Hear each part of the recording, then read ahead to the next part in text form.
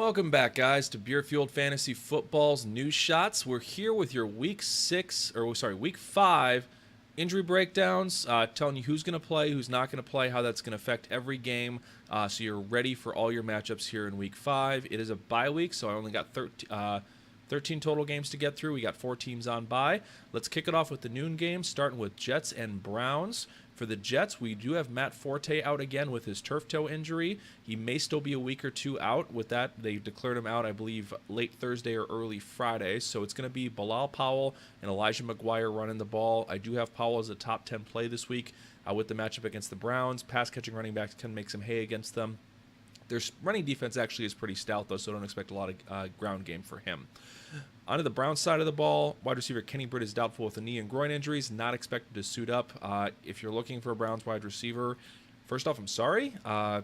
Then if you are looking at somebody, it's either going to be Rashad Higgins or my personal favorite would be Ricardo Lewis because he's getting the most targets on that offense.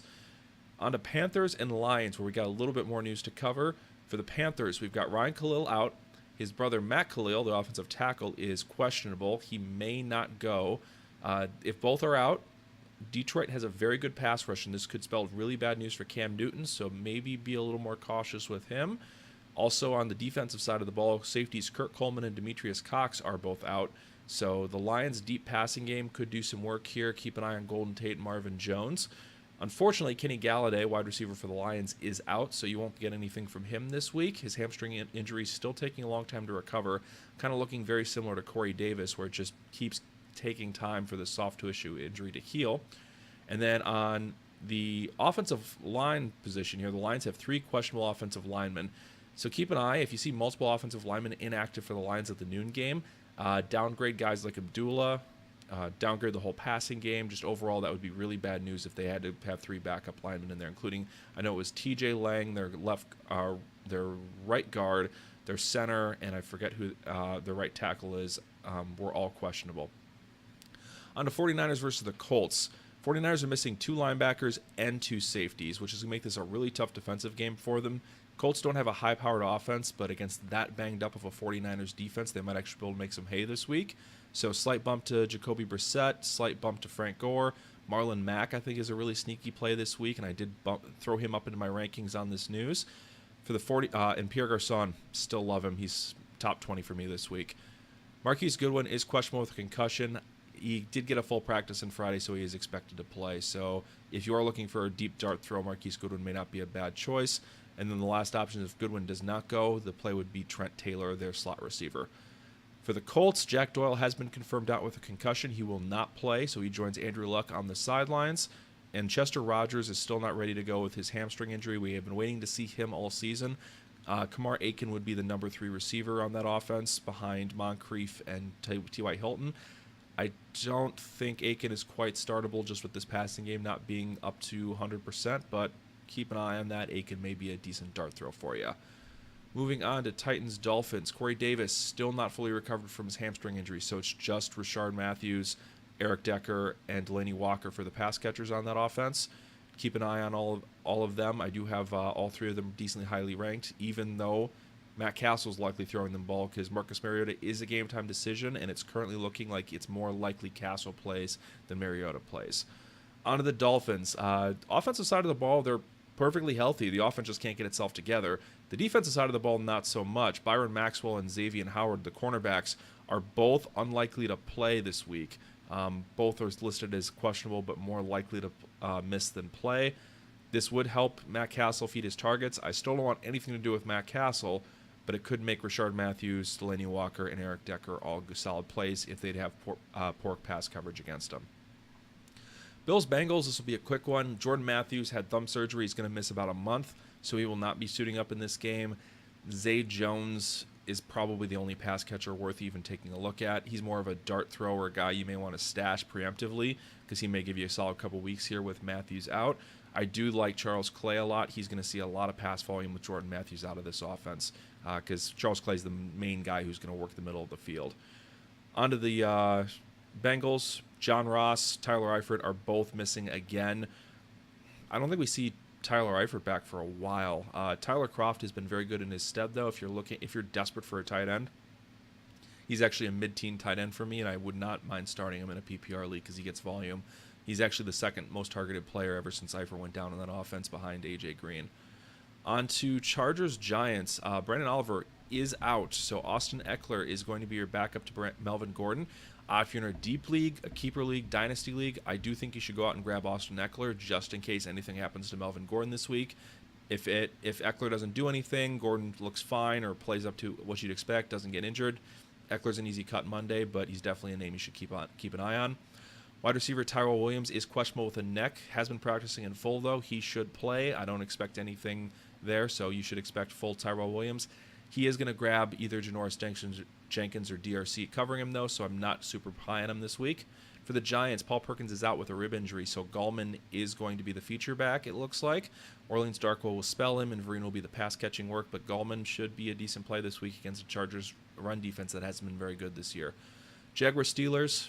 Jaguars are going to be questionable on Marquise Lee. It's looking like he's probably not going to sit over play, so it's going to be Allen Hurns as the real only pass catcher on that Jaguars team right now. And then for the Steelers, Martavis Bryant, it was a surprise questionable tag. He got sick today, so keep a close eye on this. He could be a surprise inactive, and if he doesn't go, it would bump Juju Smith-Schuster up my stock even more. So do keep a close eye on that. Illness, usually they end up going, but it's a situation where you have to monitor that very closely Sunday morning.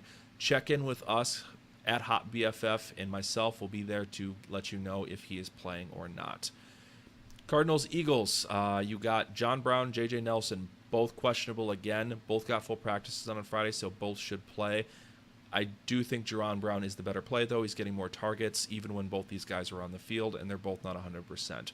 For the Eagles, it's all on the defensive side of the ball for the most part. Fletcher Cox, Ronald Darby are both out again. It does make the pass catchers for Arizona more interesting. It should hurt the pass rush, and it should help the running game. Ellington, I actually like as a good play this week against this Eagles defense. Their secondary, between their safeties, cornerbacks, just isn't very good, so a pass-catching running back can do some damage against them. And then Wendell Smallwood is likely out with a knee injury. This bumps up LeGarrette Blount because he should get the majority of the rushing down work, and then Corey Clement looks to be the main pass-catching down back, and it is startable if you're in a desperation, deep flex-type play. For the Seahawks and Rams, we've got C.J. Prosise out at running back. He misses again with an ankle injury. J.D. McKissick will get the role again. I do think he's going to be limited. It should be mostly the Lacey Rawls show because you can run on this Rams team.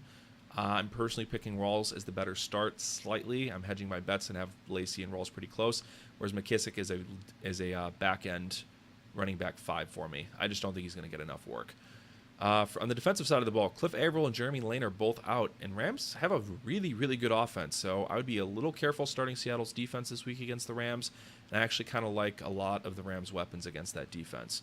For the Rams, LaMarcus Joyner is doubtful with a slight ding to the Rams' defense, but the whole team is basically healthy otherwise, so expect the Rams to be at full power this week.